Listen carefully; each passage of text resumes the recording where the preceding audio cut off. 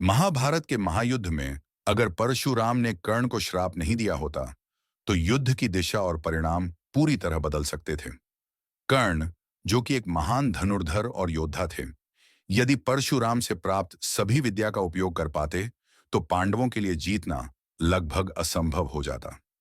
कर्ण को परशुराम का शिष्य बनने के लिए झूठ बोलना पड़ा कि वह एक ब्राह्मण है, क्योंकि परशुराम केवल ब्राह्मणों को ही शिक्षा देते थे।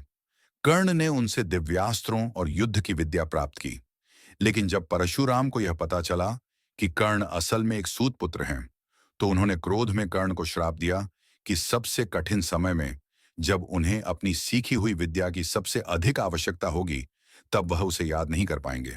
इस श्राप का असर महाभारत युद्ध में स्पष्ट रूप से दिखा। युद्ध के दौरान जब कर्ण और अर्जुन का सामना हुआ, तो कर्ण का रथ दलदल में फंस गया। उस समय कर्ण को ब्रह्मास्त्र का उपयोग करना चाहिए था, लेकिन श्राप के कारण वह उसे याद नहीं कर पाए। अर्जुन ने इस अवसर का फायदा उठाया और कर्ण को पराजित कर दिया। यदि यह श्राप नहीं दिया गया होता तो कर्ण अर्जुन से अधिक शक्तिशाली साबित हो सकते थे। कर्ण के पास कई दिव्यास्त्र थे और उनकी वीरता और युद्ध कौशल अद्वितीय थे। उनके पास कुंडल और कवच भी थे जो उन्हें अमरता प्रदान करते थे, लेकिन इंद्र ने छल से वह उनसे ले ली। अगर कर्ण को परशुराम का श्राप और इंद्र द्वारा कुंडल कवच न छीने गए होते तो शायद कौरवों की विजय होती।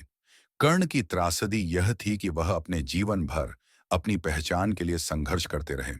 वह एक महान योद्धा थे, लेकिन सामाजिक परिस्थितियों और श्राप ने उनके भाग्य को बदल दिया। महाभारत का यह भाग हमें यह सिखाता है कि कर्म, भाग्य और परिस्थितियां एक योद्धा की नियति को कैसे आकार देती हैं। युद्ध में परशुराम के श्राप की भूमिका यह बताती है कि कैसे एक छोटी सी घटना भी पूरे इतिहास को बदल सकती है। अगर कर्ण को यह श्राप नहीं मिलता तो शायद पांडवों की जीत की कहानी आज इतनी प्रसिद्ध न होती।